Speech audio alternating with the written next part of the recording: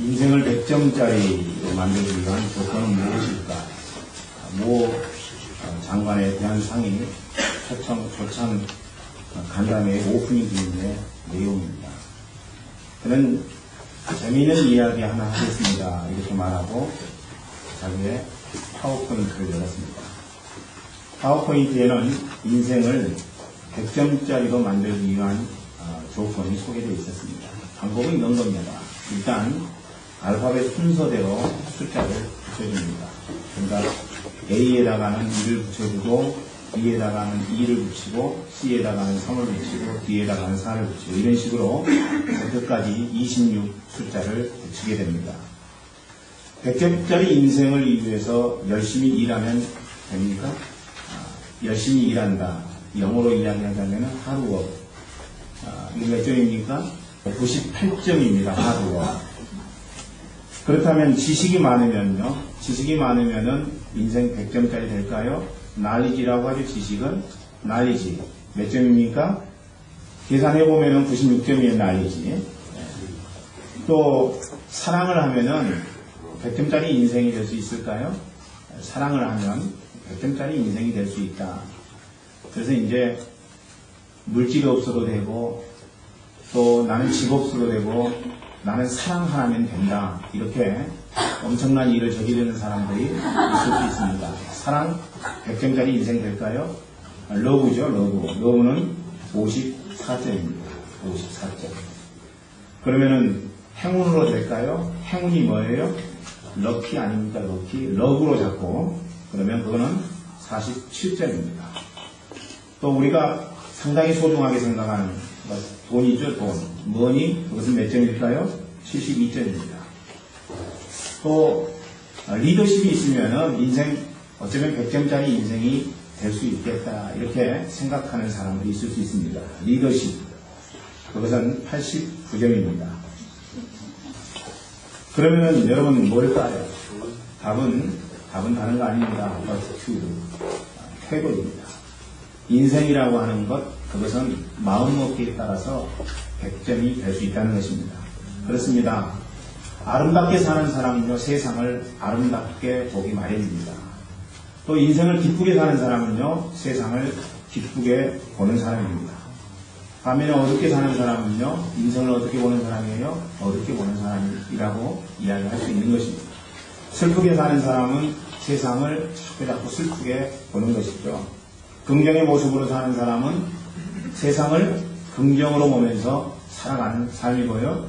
그리고 부정적인 사람은요, 세상을 부정적으로 보는 사람일 것입니다. 그러니까 내가 어떤 태도를 취하느냐에 따라서 내 인생도 내 운명도 결정될 수 있다는 것이고요. 그래서 이제 어떤 태도로 노래하느냐에 따라서 인생이 그대로 결정되기도 합니다. 세상은요, 지금 노래 알죠, 여러분? 그 노래 부른 사람이 누굽니까? 신신혜 씨 아닙니까?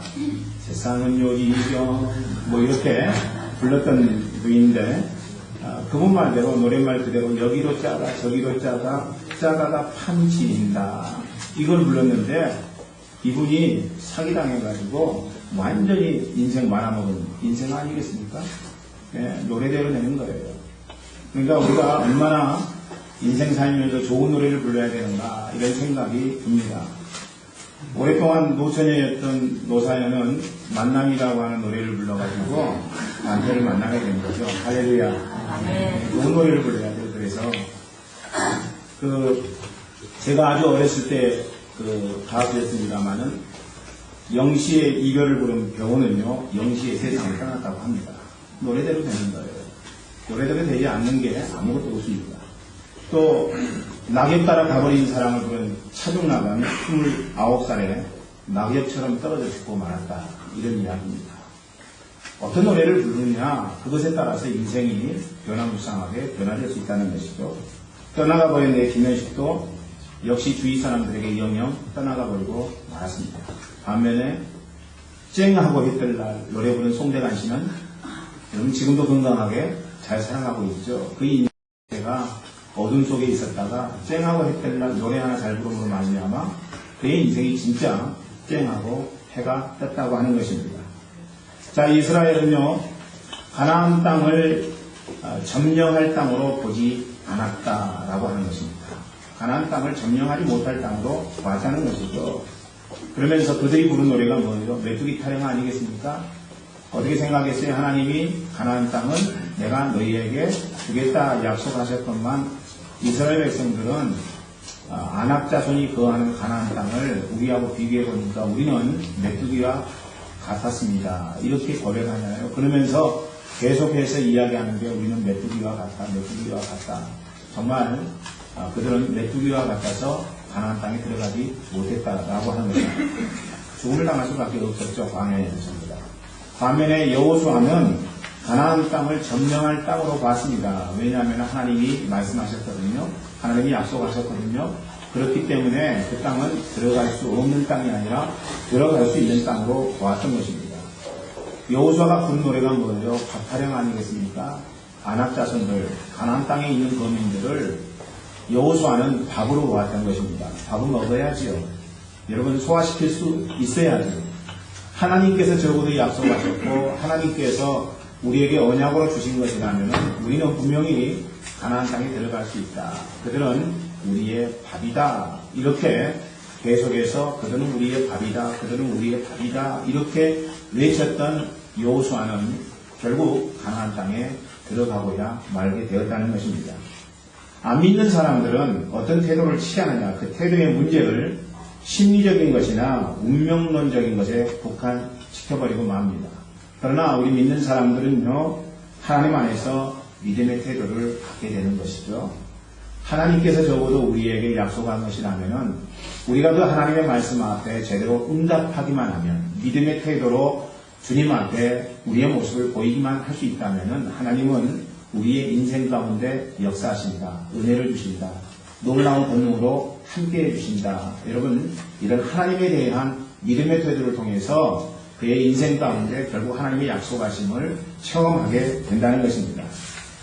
여러분, 하나님의 선하시고 기뻐하시고 온전하신 뜻을 따르고자 하는 믿음의 태도, 내가 내 마음대로 살지 아니하고 하나님의 일러주신 말씀대로 제가 살겠습니다. 인생 살되 하나님이 선하게 생각하는 것, 그것이 무엇인가? 하나님이 기쁘게 생각하는 것, 그것이 무엇인가? 하나님이 내 인생 가운데 온전하라고 주신 것들이 어떤 것들인가? 이것들을 생각하면서 그 하나님의 놀라우신 명령 앞에 응답하는 믿음의 태도, 이것이 인생의 영함을 가른다고 저는 생각을 합니다. 그래서 어떤 인생은 이런 하나님을 향한 믿음의 태도가 있느냐 없느냐에 따라서 10점 인생도 될 수 있고 30점 인생도 될 수 있고 60점 인생도 될 수 있고 80점 인생도 될 수 있을 뿐만 아니라 정말로 믿음으로 주님 앞에 응답한, 그래서 하나님의 온전하신 뜻을 따라서 행한 그런 인생들은 100점짜리 명품 인생이 될 수 있다고 하는 것입니다. 요셉이 그런 인생을 살았죠. 결국 그렇지 않습니까? 그를 버티게 해준 원동력은 다른 건 아니었습니다. 하나님이었습니다. 하나님이 요셉으로 하여금 버틸 수 있도록 인도해 주신 것이죠. 그는 그래서 최악의 상황에서도 하나님 주신 꿈을 붙잡게 됩니다. 하나님이 그에게 꿈을 주셨어요. 그 꿈이 어떤 꿈입니까? 자기에게 형제의 딸이 결혼하는 꿈. 그래서 그 꿈은 필시 하나님이 나를 사용하시고야 말 것이다. 하나님 나를 선택하셔서 나로 하여금 엄청난 은혜 가운데 살게 하시리라고 하는 하나님을 향한 믿음의 태도를 붙잡았다라고 하는 것입니다. 여러분, 그렇습니다. 그렇기 때문에 요셉은 절망의 순간에서도 하나님의 선하시고 기뻐하시고 온전하신 뜻이 무엇인가, 이것을 찾았다고 합니다. 여러분, 그 인생 가운데 미혹의 순간이 다가올지라도 내가 하나님이 선하시고 기뻐하시고 온전하신 뜻을 통해서 하나님 나를 세우실 것이 분명한데 내가 이런 삶을 살면 안 되겠다라고 하는 자기 마음을 다시 한번 가다듬고 하나님의 원하시는 뜻 앞에 응답한 삶을 살았다고 하는 것입니다. 오늘 여러분의 인생 속에서 여러분 힘들고 고달프고 뭐 이런 삶이 다 있나, 이런 생각을 가질 수 있습니다. 그러나 간절히 여러분에게 부탁하고 싶은 것은요, 여러분 그런 인생 속에서도 여러분이 좌절하거나 낭망하지 아니하고 하나님이 선하시고 기뻐하시고 온전하신 뜻이 무엇인가를 분별하고, 그래서 믿음의 태도를 견지함을 통해 여러분의 인생이 다 주님 앞에 명품 인생, 하나님의 쓰임받는 인생이 되기를 간절히 소망합니다. 그런데 이 하나님의 선하시고 기뻐하시고 온전하신 믿음의 태도를 가지려면 어떻게 해야 되는가? 여러분, 이게 바로 우리를 놀라운 세계로 인도하시는데, 적어도 우리가 하나님 아버지 앞에 선하시고 온전하시고 기뻐하시는 뜻을 향해서 응답하게 되면 하나님이 우리를 생각할 수 없었던 자리로 우리를 인도하시고 크고 비밀한 일로 우리 인생 가운데 함께 하신다고 하는데, 그렇다면은 그렇게 할 수 있는 방법이 무엇인가? 그냥 되지 않는다는 것입니다. 두 가지를 가까이 할 때 가능한 것으로 보입니다. 오늘 본문의 여호수아의 삶의 모습을 보니까 그는 두 가지를 가까이 했기 때문에 그의 인생 속에서 하나님 앞에 쓰임받아서 명품 인생이 되었다고 하는 것입니다. 그러니까 변치 아니하고 항상 그는 이 두 가지를 가까이 했다는 것이죠. 오늘 여러분은 약속하시기를 원합니다. 약속하시겠습니까? 뭔지 모르지만 아멘으로 응답해 주시기를 원합니다. 약속하시겠습니까? 아멘. 예. 그렇다면 그 두 가지는 뭔가 이제부터 여러분에게 말씀드리기를 원합니다. 성경의 성공자들은 다 이 두 가지를 가까이 했던 사람들이라고요. 성경의 내용을 보면서 많은 인물들이 나오는데 그들이 성공했고 그들이 실패했던 이유는 뭐냐? 이 두 가지를 가까이 하지 못했느냐에 따라서 다르게 되더라는 것입니다. 가까이 한 사람들은 인생을 성공했지만은 가까이 하지 못한 사람들은 인생을 실패하게 되었다는 거예요. 아벨이나 노아나 아브라함이나 이삭, 야곱, 그리고 모세, 라합, 사무엘 등은요 다 이 두 가지를 가까이 함으로 말미암아 명품 인생이 되었다고 성경이 이야기하고 있습니다. 히브리서 11장 말씀 보니까 그렇게 우리에게 제시해주고 있죠. 그렇다면 이제 여호수아가 가까이 했던 항상 변하지 않았던 것 두 가지는 뭔가? 첫째로 그는 변치 않고 살아있는 하나님 말씀을 항상 가까이 했다는 것입니다. 하나님 말씀을 가까이 한 삶을 살았다. 모세가 죽었어요. 여호수아가 그 뒤를 이어서 지도자가 되었습니다. 그런데 두려웠어요.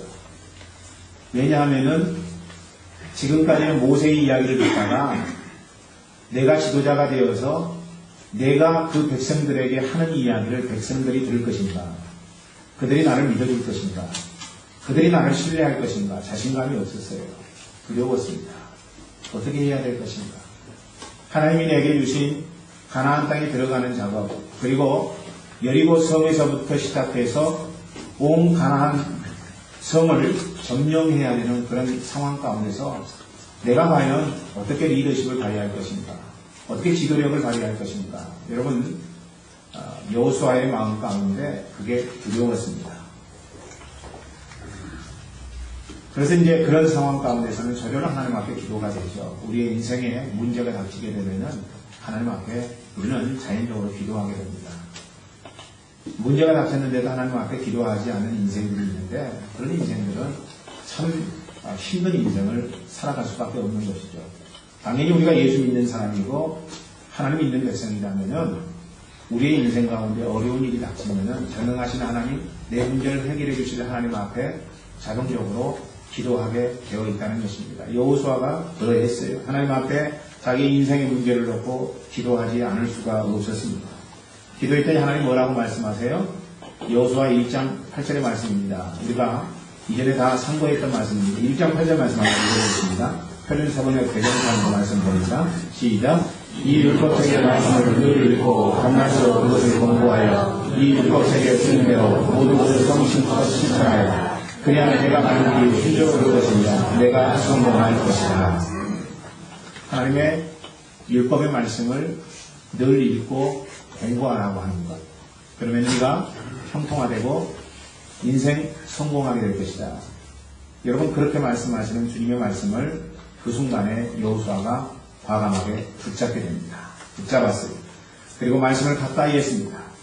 하나님의 말씀, 그 말씀이 나에게 뭐라고 말씀하시는지 그 말씀 이해하기를, 그 말씀 듣기를 그가 순종했다고 하는 것입니다. 그리고 하나님의 말씀이 선포되게 되자 그 말씀 앞에 담대하게 응답했어요.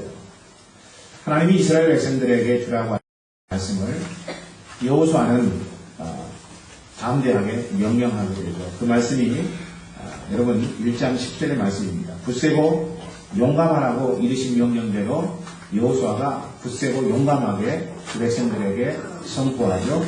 같이 읽어보겠습니다. 시작. 그리하여 여호수아는 백성의 지도자들에게 명령을 내렸다. 백성들이 응답할 것인가? 백성들이 내 말대로 따라줄 것인가? 미지수였거든요. 그런데 말씀을 상고하다 보니까 하나님의 말씀이 담대하게 그들에게 명령하라 이렇게 말씀을 하셨다고요. 그래서 여호수아가 담대하게 백성의 지도자들에게 하나님의 명령을 이야기한 거예요. 그런데 놀라운 것은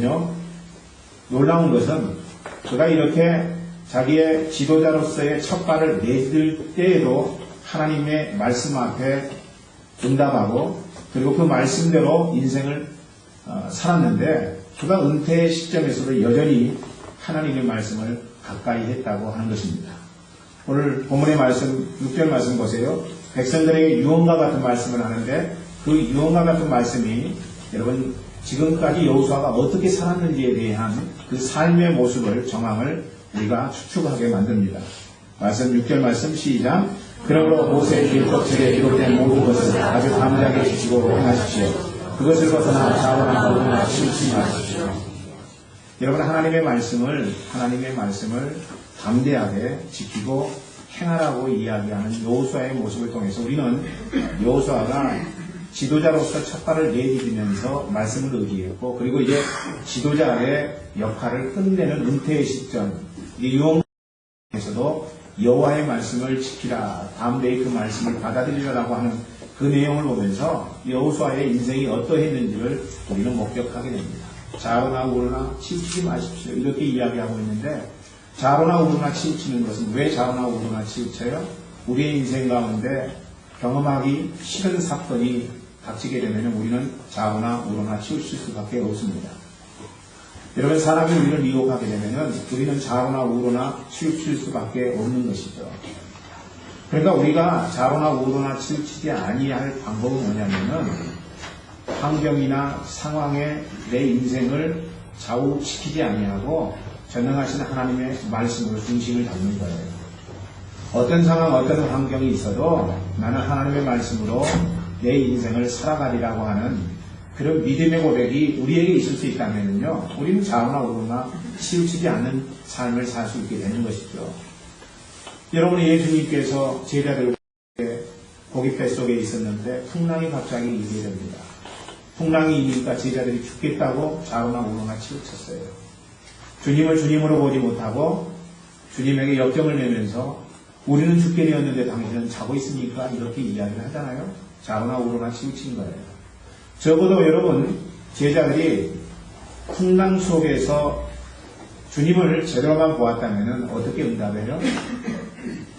그 주님은 이 풍랑도 잠잠케 할 수 있는 분이므로 우리는 이 풍랑이 와도 우리의 경험과 우리의 노하우가 아무리 중요하다고 할지라도 주님이 나와 함께 하심으로 세상을 창조하시고 사람을 만드시고 그리고 이 세상의 역사를 다스리는 우리 주님이 나와 함께만 하신다면 죽을 것 같아도 죽지 아니하고 우리가 사망의 음침한 골짜기에 거할 것 같아도 그렇게 되지 않는 은혜가 있으리라고 하는 그 믿음을 따라서 자기의 중심을 지켰을 것입니다. 그런데 여러분 제자들은 중심을 지키지 못했어요. 무엇 때문에요? 흉흉하는 바람과 물결 때문에 중심을 지키지 못했다고 하는 것입니다.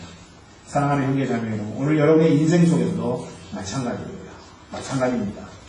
어떤 상황이 다가온다고 할지라도 여러분 흔들리지 마세요.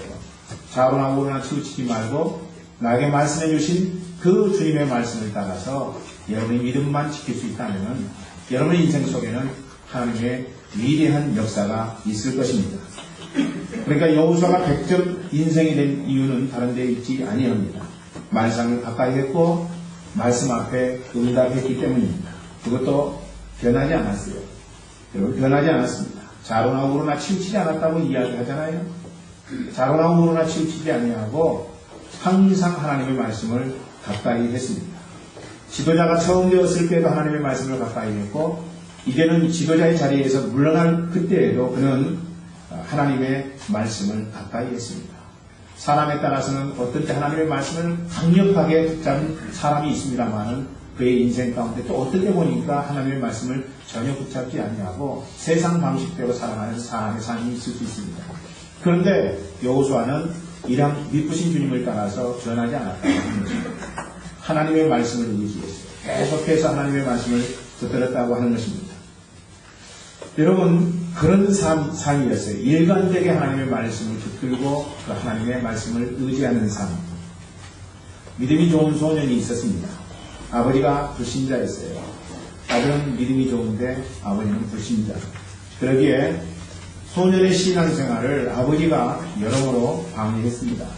성경책을 읽으려 치면은 이 일 저 일을 만들어서 시키고, 그리고 성경책 읽는 아들에게 화를 내기도 했습니다. 그러나 아버지의 방해에도 그 소년은 성경 읽는 것을 포기하지 않았습니다. 하나님의 말씀, 그 말씀을 마음속에 간직했고 여호와의 말씀을 그 마음 속에 순종하며 응답했다고 하는 것입니다. 어느 날 베르던 아버지가 아들의 성경책을 빼앗아 불에 던지고 말았습니다. 그런데 뜻밖에도 아들이 성경책을 불에 던져버렸는데도 불구하고 화내지 아니하고 웃고 있는 것이었습니다. 미국의 어떤 목사님이 코란경을 태우겠다고 이런 이야기가 아랍권에서는 그게 오히려 이제 흥분하는 그런 계기로 작용하는데, 어쨌든 이 아버지가 성경책을 불에 던졌는데 아들이 오히려 웃더라는 것입니다. 대신 미안했던 아버지가 소년의 태도가 이상해서 물었습니다. 돌았을까봐 물은 거죠. 그렇지 않겠어요? 배우는 자기가 애지중지하던 것들을 불 속에다 던져버리면은 울고 난리가 나는데, 이 소년은 오히려 웃었단 말이죠. 그러니까 아버지가 혹시 얘가 돈 거는 아닌가 걱정이 돼가지고 아들한테 우는 거예요. 아니, 이 상황에서 웃음이 나오냐? 이렇게 이야기를 했더니 아들이 당당하게 이야기를 합니다. 아버지 왜 웃냐고요? 아버지가 성경책을 불에 던져서 성경책을 없앴을지는 모르지만은 제 마음속에 있는 하나님의 말씀을 태울 수가 없으니까요. 할렐루야. 여러분, 그 소년이 그렇게 응답한 거예요. 하나님의 말씀, 그 말씀이 자기 마음 심령 가운데 있다는 사실을 아버지 앞에서 고백했던 겁니다. 그렇습니다. 하나님의 말씀을 마음속에 품고 사는 자의 인생은 능력이에요. 아멘. 여러분, 능력입니다. 그렇기 때문에 교회에서 말씀 증거하면서 하나님의 말씀을 가까이 하십시오. 하나님의 말씀을 마음속에 품으십시오. 이렇게 이야기를 하는 것입니다. 여호수아의 인생이 그렇게 명품 인생이 된 것은 다른 건 아니에요. 하나님 말씀 때문이었다고 하는 것입니다. 말씀에 의해서 살고 말씀에 의해서 죽기를 각오하라고 하는 것입니다. 여러분, 말씀이 여러분을 인도하세요. 아멘. 있습니까? 그렇기 때문에 오늘 우리의 인생 살면서 우리가 해야 될 작업은 다른 거 아니에요. 말씀에 의해 살고 말씀에 의해 내가 있겠다라고 하는 말씀에 대한 결단을 하는 것, 그것이라고 하는 것입니다. 기분 좋을 때는 우리가 말씀을 받아들이고 믿지만은 기분 나쁠 때는 말씀을 멀리하는 삶, 이런 삶을 가지고는 하나님의 역사, 하나님의 은혜를 경험하기가 어렵다는 것입니다. 말씀을 여러분 감정적으로 대하면요 결코 하나님 말씀이 우리의 인생 속에서 역사될 수 없어요. 늘 하나님의 말씀을 가까이 해야 되는 거예요. 괜치 아니하고요. 그래서 이제 100점 인생이 되기 위해서는 여호수아가 했던 것처럼 우리의 삶 가운데 처음부터 나중까지 시작과 끝이 다 동일하게 하나님의 말씀으로 인도함을 받는 것. 하나님의 말씀이 내게 뭐라고 말씀하시는지 그 말씀 앞에 제대로 반응하는 것. 그것이라고 하는 것입니다. 저는 여러분들이 100점 인생이 되기 위해서 여호수아처럼 늘 말씀을 가까이 하기를 주의 이름으로 축원합니다. 어떤 청년이 주일마다 교회 가는 길목에서 빈둥거리는 소년들을 보았습니다. 마음 가운데 성령께서 말씀하세요. 그 아이들을 교회로 인도해라. 그래서 어느 날 주일 아침에 놀고 있는 청년들에게 다가가서 이 청년이 나하고 함께 교회 가자고 권면하게 됩니다. 그랬더니 그 여러 청소년들 가운데서 4명이 그 청년을 따라 나서게 되죠. 그리고 그 이후부터 교회에서 열심히 성경을 배우고 성경을 공부하고 그리고 성경의 말씀대로 행하게 됩니다. 세월이 흘러서 그 4명의 소년들은 모두 자기 길로 가게 되죠. 그들을 교회로 인도하고 성경을 가르쳤던 그 청년이 60회 생일을 맞이했습니다. 생일에 그런 4명의 소년들로부터 옛날 과거에 전도했던 그 4명의 소년들로부터 각각 생일 축하 카드를 받았습니다. 한 통은 연방은행 총재로부터 카드를 받았고 또 한 통은 중국에서 선교하고 있는 선교사님으로부터 카드를 받았습니다. 또 한 통은 당시 대통령이던 후보의 비서실장으로부터 편지를 받았습니다. 그리고 마지막 한 통은요, 하버트 후보 대통령이 직접 보낸 카드였습니다. 여러분, 길거리에서 빈둥거리며 놀던 소년들에 불과했던 그들이 하나님의 말씀을 배우고 하나님의 말씀을 마음 가운데 두게 되자 그 말씀이 그 인생 가운데 역사에서 그들이 놀라운 일들을 하는 사람으로 변화되었다고 하는 것입니다. 여러분, 오늘 이 아침에 저는 여러분들에게 하나님 말씀을 가까이 하기를 소망합니다. 하나님 말씀을 가까이 하세요. 청소년 여러분들이요, 여러분 가문을 빛내고 나라와 민족을 위해서 크게 쓰임 받으려면 어렸을 때부터 하나님 말씀 가까이 하십시오. 아멘. 가까이 하세요. 우리 청소년들이 좀 대답했으면 좋겠어요. 아멘. 말씀 듣길 것 같지 않아요? 그렇지만 청소년들의 특징은 반응이 없어도 그 일을 한다는 것. 우리 자녀들이 정말로 하나님 말씀 가까이 해서 하나님 쓰시는 위대한 인생 살기를, 그래서 하나님 앞에 영광 돌리는 삶을 살기를 주의 이름으로 축원합니다. 청소년만 그렇게 해야 됩니까? 우리 청년들도 그렇게 해야죠. 인생의 미래는 하나님의 말씀을 가까이 할 때 열리게 되어 있다는 것입니다. 죽도록 하나님의 말씀을 여러분이 가까이 하고 사모해 보라고 하는 거죠. 하나님이 길을 열어주실 것입니다. 우리 장년들도 하나님의 말씀을 가까이 해보세요. 하나님께서 우리의 인생을 분명 축복의 자리로 인도해 주실 것입니다. 두 번째로는요, 여호수아가 명품 인생이 됐던 이유는 다른 것에 있지 않아요. 하나님을 변하지 않냐고 항상 가까이 했다는 것입니다. 여호와는 복의 근원이라고 말씀하시는데 여호수아는 그 여호와를 늘 가까이 하는 삶을 살았다는 거예요. 실증 내지 않냐고 하나님을 가까이 한 거예요. 우리는 때때로 하나님 앞에 실증을 내는 모양이 있을 수 있습니다. 그런데 여호수아는 한 번도 하나님을 실증 내지 않냐고 하나님을 붙들었다는 것이죠. 오늘 본문에 있는 23장 8절 말씀 같이 읽어볼까요? 시작. 오직 내 하나님 여호와를 친근히 하기를 오늘날까지 행한 것 같이 하라. 여기서 친근히 하다 이 말은요, 원어의 의미가 천을 짜다 라는 의미가 있는 말씀입니다. 천을 짜다. 그러니까 친근히 한다는 말은 천을 짠다 이런 의미예요. 천이라고 하는 것, 그것은 씨실과 날실이 한 올 한 올 촘촘하게 얽혀지고 그리고 이렇게 서로가 연관이 있을 때 만들어지는 것입니다. 그와 같이 여호수아의 인생이라고 하는 것은 자기 마음대로 인생을 사는 삶이 아니라 하나님과 한 올 한 올 엮어진 인생이었다고 하는 것입니다. 그렇다면 여러분, 우리가 하나님과 친근히 하기 위해서 어떤 삶을 살아야 될까요?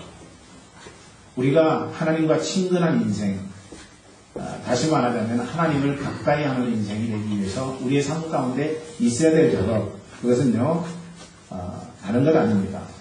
하나님을 찾아야 된다는 것입니다. 하나님을 찾아야 돼요. 그래서 우리가 여호와 친근히 하기 위해서 첫 번째로 해야 될 것, 하나님을 찾으라. 이사야서 55장 6절 말씀 볼까요? 거기서 명령하고 있지요. 시작. 너희는 여호와를 만날 만한 때에 찾으라. 가까이 계실 때에 그를 부르라. 여호와를 만날 만한 때가 있다는 거예요. 그때 찾으라는 거예요. 그걸 놓치면은 여호와를 찾을 수가 없다는 것입니다. 그래서 기회가 주어질 때 우리는 항상 를 찾는 작업이 우리의 삶 가운데 있어야 된다는 것이죠. 뿐만 아닙니다. 가까이 계실 때 그를 부르라고 성경은 우리에게 교훈해주고 있습니다. 성경에는 하나님을 찾는다는 말이 굉장히 많이 나옵니다. 물론 이제 하나님을 향해서 기록해 놓은 그런 말씀이기 때문에 하나님이 당신이 어떤 분이신가 인간들에게 그것을 가르쳐준 내용의 말씀이기 때문에 그 말씀 속에 당연하게 하나님을 찾으라는 말씀이 많이 나오게 되죠. 찾는다는 히브리어 다라시의 원어적인 뜻은 뭐냐면은 추구한다, 따라간다 이런 뜻이 담겨져 있는 단어입니다. 이 말씀은 기회를 따라 따라간다 이런 의미가 아니에요. 무궁무진한 기회 속에서 내가 하나님을 따라간다 이런 게 아닙니다. 그러니까 하나님을 따라가면은 내게 여러 가지 많은 기회가 생긴다 이런 의미가 아니고 그건 외통수예요. 기회가 전혀 없습니다. 한 가지 기회밖에 없는 거예요. 그런데 그 기회가 어떻게 생각해보면 손해볼 수도 있는 것 같고 나에게 이익이 되지 않는 것 같은 기회일 수 있다는 것입니다. 그런데 그럼에도 불구하고 따라간다, 쫓아간다 그 의미는 뭐냐면은 내가 결단하고 그렇게 전능하신 하나님 앞에 응답한다는 의미가 포함되어져 있는 단어라고 하는 것입니다. 하나님이 어디로 가시든지 내가 그분께 나의 인생의 모든 것을 맡기고 하나님만을 추구한다는 의미인 것이죠. 울면서 엄마 치맛자락 붙잡고 따라가는 아이의 모습을 여러분 보았습니까? 여러분 그런 아이들 많이 목격했을 것입니다. 엄마가 한 대 때렸는데 맞으면서도 엄마 이름을 불러요. 그죠? 막 하면서 우는 거죠. 저는 그것이 불합리하다고 생각해가지고 어렸을 때 엄마한테 맞을 때 엄마 이름 안 부르고 아빠 이름 불렀습니다. 그런 거 아니에요? 왜 나를 때려? 이러면서 생각할 수 있는 건 아니겠습니까? 아이가 엄마를 따라가다가 잘못해서 한 대 맞았는데 여러분 더 이상한 것은 아이가 이렇게 반응하는 거예요. 날 때려라, 날 때려. 지 자식 아프리 뭐 이렇게 응답한다고 생각을 해보세요. 뿐만 아니라 나는 저 아저씨 따라가란다 이렇게 응답한다고 생각해보세요. 그거는 여러분 있을 수가 없는 이야기 아니겠습니까? 여러분 하나님과 친근히 하기 위해서 하나님만 찾아야 된다고 하는 것이죠. 우리가 하나님만 찾아야 된다는 거예요. 다른 것은 방법이 없습니다. 우리의 인생의 현장 속에 내가 이런 삶을 경험할 수밖에 없나 그렇더라도 여러분 하나님을 찾아야 된다는 것이죠. 중간에 하나님 있다가 포기하는 인생이 돼서는 하나님이 우리를 붙들어 주시는 삶 속에 우리가 거할 수가 없다는 것입니다. 저는 여러분들이 하나님과 친근히 하기 위해서 하나님만 찾기를 주의 이름으로 축원합니다. 두 번째로 하나님과 친근히 하기 위해서 우리가 해야 될 작업은 뭐냐면 하나님의 음성을 들어야 되는 거예요. 하나님의 음성을 들으라는 것입니다. 하나님의 음성을 들을 때 하나님의 역사가 있는 거예요. 그래서 욥기서 33장 2절 5절 말씀 우리에게 이렇게 이야기합니다. 2절부터 말씀 읽어봅니다. 시작. 하나님의 음성 곧 그의 입에서 나오는 소리를 똑똑히 들으라. 하나님의 음성을 들으라는 것이죠. 그 5절이에요. 5절. 하나님의 음성 그의 입에서 나오는 소리를 똑똑히 들으라는 것이죠. 그러면 그렇게 똑똑히 듣는 자의 인생 가운데 5절 말씀 보니까 어떻게 역사한다고 이야기하고 있습니까? 5절 시작. 하나님은 놀라운 음성을 내시려 우리가 헤아릴 수 없는 큰 일을 행하십니다. 하나님이 큰 일을 행하신다는 거예요. 큰 일을 행하신다는 것입니다. 우리가 측량할 수 없었던 일을 이루신다는 거예요. 크고 비밀한 일을 우리에게 보여주신다는 것입니다. 뒷길에 미끄러지던 트럭이 한 주택을 들이받았습니다. 여러분 난리가 났겠죠. 구조대와 앰뷸런스가 출동하고 이제 장소는 아수라장이 되고 말았습니다. 그런데 놀라운 일이 발생했어요. 그렇게 트럭이 집을 들이받았는데 방 한켠에서 그 여인 하나가 잠을 그래도 푹푹 자고 있는 것이었습니다. 여러분 대단한 일 아니에요? 지금 뭐 앰뷸런스가 얼마나 뭐 시끄럽게 울리면서 왔겠습니까? 그런데 여인 하나가 방 한켠에서 자고 있더라는 것입니다. 사람들이 웅성웅성거리는데도 자고 있더라는 거죠. 더 놀라운 것은 이제 그 옆 방에서 이 트럭이 들이받으니까 아이가 얼마 있지 않다가 깨어서 막 울기 시작합니다. 그랬더니 자고 있던 이 여인이 금세 아이의 울음소리를 듣고 일어났다고 하는 것입니다. 여러분 우리의 청각은요 두 가지 기능을 갖고 있어요. 두 가지 기능을. 첫 번째는 뭐냐면은 자연스러운 것입니다. 들려오는 소리를 감지하는 일반적인 기능이죠. 그런 기능 하나가 있고요. 또 한 가지는 듣고 싶은 소리만을 내가 성별해서 듣는 기능입니다. 그런 기능이 있는 것이죠. 듣기로 결심했다면 내가 아무리 세미한 음성이라고 할지라도 듣고 반응할 수 있다는 것입니다. 하지만 듣지 않기로 내가 마음 가운데 작정했다면 아무리 청천벽력의 소리라고 할지라도 그 소리를 들을 수가 없는 것이죠. 여러분 새벽 기도 때 자명종 맞춰놓고 여러분들 주무시는 분들이 있죠. 그래서 이제 자명종 소리를 듣고 일어나기도 하고 어떤 때는 일어나지도 못하고 그냥 자버리는 그런 경우도 있는데 저는 정확하게 4시 30분 되면은 자명종이 울리든 울리지 않든 일어납니다. 왜냐하면은 소리를 들어야 되기 때문에 그런 거예요. 자동적으로 그 이전에는 일어나지 않아요. 4시 30분 되면은 일어납니다. 그러고 나서 이제 내가 딱 일어나면은 자명종이 울리죠. 내가 그 소리를 들어야 된다라고 생각하면은 그 소리는 들리게 되어 있습니다. 소리가 들리지 않아도 들리게 된다는 것이죠. 여러분, 그래서 우리가 하나님의 음성을 들어야 된다 생각하면은 하나님의 음성이 들리는 법이에요. 어디서든 하나님의 음성이 들리는 것입니다.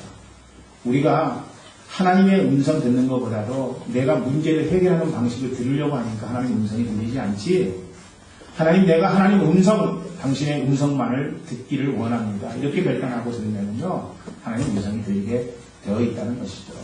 저는 여러분 모두가 다 하나님의 음성 듣기를 간절히 소망합니다. 우리가 하나님 음성 듣지 못하는 이유가 있어요. 그거는 음성이 들리지 않기 때문에, 음성이 없어서가 아니라 마음속에 굳게 건 빗장 때문에 그렇습니다. 마음에 굳게 건 빗장을 다른 말로 이야기하자면은 강팍하다 이렇게 이야기할 수 있어요.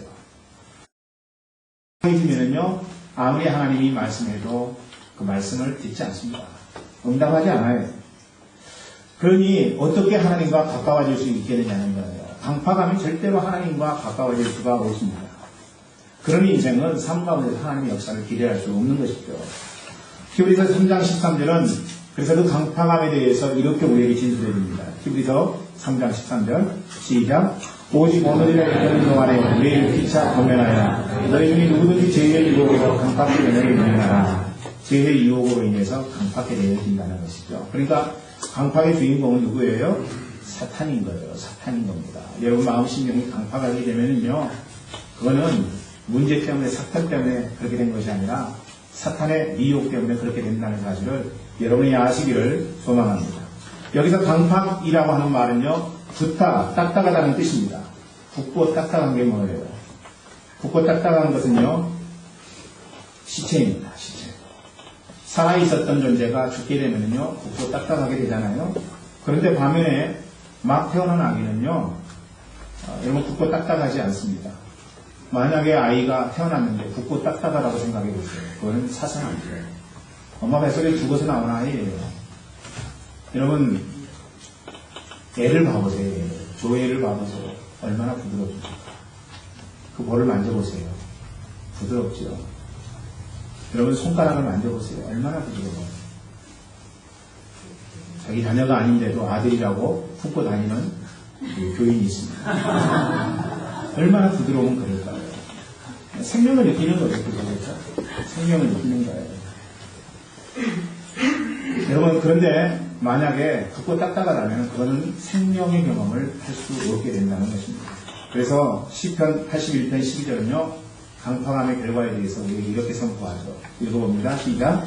그러므로 내가 그 마음을 강팍한 대로 그래도 그 임의대로 행태하였다. 마음이 강팍하면요, 하나님 하시는 자가 뭐냐면 강팍한 대로 그냥 내버려 둔다는 것입니다. 멸망하도록. 그래서 깨달을 때까지 하나님이 강팍하면은 그렇게 놔둔다는 거예요. 저는 여러분이 부드럽게 되는 수용성을 갖기를 원합니다. 부드러워야 돼요. 부드러워야 됩니다. 그런 인생은요, 부드러운 인생은 자연 속에서 하나님의 음성을 들을 수 있는 거예요. 자연 속에서 하나님의 음성을 듣습니다. 낙엽이 떨어지는 것을 통해서도 하나님의 음성이 먼저 들립니다. 여러분, 싹이 트는 그런 새싹의 아름다운 모습 속에서 하나님의 음성을 들을 수 있는 거예요. 수용성이 있는 사람은요, 뿐만 아니라 아이의 울음 속에서도 하나님의 음성을 들을 수 있는 거예요. 아이가 우는데 그것과 연관해서 하나님의 음성을 들을 수 있다는 것입니다. 대화 속에서도 하나님의 음성을 들을 수 있고요, 꿈 속에서도 하나님의 음성을 듣습니다. 꿈꾸고 나서 하나님의 음성 아닌데 하나님의 음성인 것처럼 생각하시는 여러분, 하다가 꿈을 통해서 하나님 말씀하시는 거예요. 맨날 말씀하시는 거 아니에요. 그래서 어떤 분은 꿈을 하다가 한 번 하나님이 말씀해 주시는데 나는 그 한 번씩 꿈을 통해서 말씀해 주시는 것까지도 포기할 마음입니다. 이렇게 얘기합니다.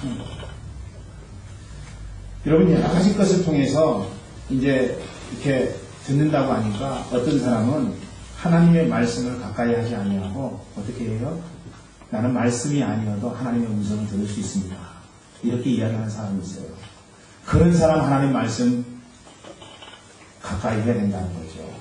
다른 사람 가까이 하지 않아도 나는 다른 것 통해서 하나님 말씀이 아니라 다른 말씀을 듣습니다. 이렇게 이야기하는 사람이 정작 하나님 말씀 가까이 해야 된다는 거예요. 다른 것을 통해서 하나님 말씀하시지 않을 경우가 굉장히 많다는 것입니다.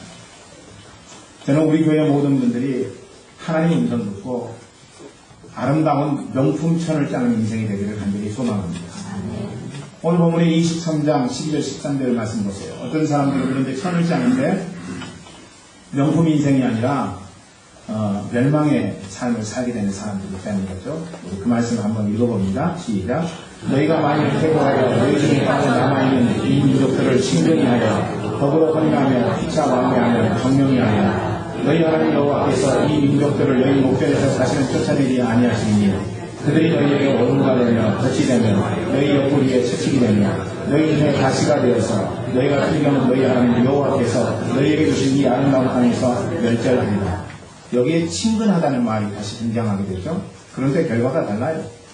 앞에서 이야기했던 친근함, 그것하고는 결과가 완전히 다르게 되는 거죠. 뭐예요? 멸망입니다.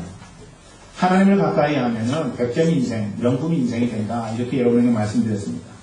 그런데 이 말씀 속에는 백점 인생은커녕 멸망이 기록되어 있는 것이죠. 무엇 때문에 그렇습니까? 이들이 무엇을 친근히 했기 때문에 그래요? 이민족을 친근히 했기 때문에 그렇다는 것입니다. 이방 족속을 친근히 할 때 우리 하나님은 멸절시켜버리겠다. 그렇게 그 이스라엘 백성들에게 말씀하신 거예요. 여러분, 하나님만 친근히 하십시오. 거기에 다른 것이 들어가면 안 되는 법입니다. 그래서 시편 146편 2절부터 5절은 우리에게 이렇게 교훈하죠. 시편 146편 2절부터 5절 말씀 읽어봅니다. 시작. 나의 생명의 여호와를 찬양하며 나의 평생에 대해 하나님을 찬송하며 기인들을 의지하지 말며 돈 힘이 없는 인생도 의지하지 말지니 그의 공이 끊어지는 흙으로 돌아가서 그날에 그의 생각이 소멸하리라. 야곱의 하나님을 자기의 돈으로 삼으며 여호와 자기 하나님에게 자기의 소망을 보인다는 복이 있다. 여러분, 오늘 말씀 보니까 천을 짜는 방법에는 두 가지가 있다고 이야기하죠. 한 가지는 하나님과 함께하면서 짜는 천이고 또 다른 한 가지는 세상과 함께하면서 사람들과 함께하면서 짜는 천이라고 하는 것입니다. 여러분은 어떤 것 선택하시겠어요? 어떤 것 선택하시겠습니까? 저는 여러분들이 여호와를 친근히 하여 천을 짜셔서 여러분의 인생이 명품 인생이 되기를 간절히 축원합니다. 오늘 말씀 다 전했어요. 100점 인생이 되기 위해서 어떻게 하라는 거예요? 첫째로 여호수아처럼 변치 말고 하나님의 말씀을 가까이 하라.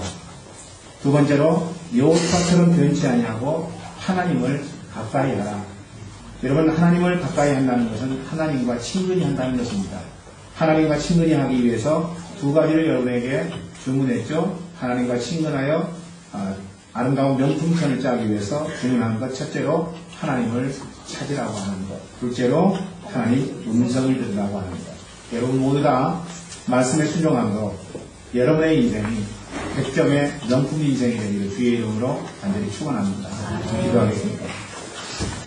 지금은 우리 주 예수 그리스도의 놀라우신 은혜와 아버지 하나님의 극진하신 사랑하심과 성령의 감화, 내조, 충만하심이 오늘 하나님 앞에 프라하니교에 처음 나와 예배를 드린 주님의 귀한 사랑하는 백성들 머리 위에 말씀을 들으면서 하나님 당신을 가까이 하고 말씀을 가까이 하는 삶을 살겠습니다.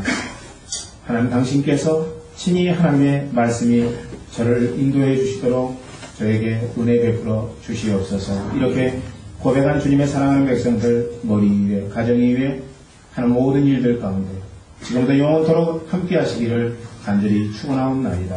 아멘.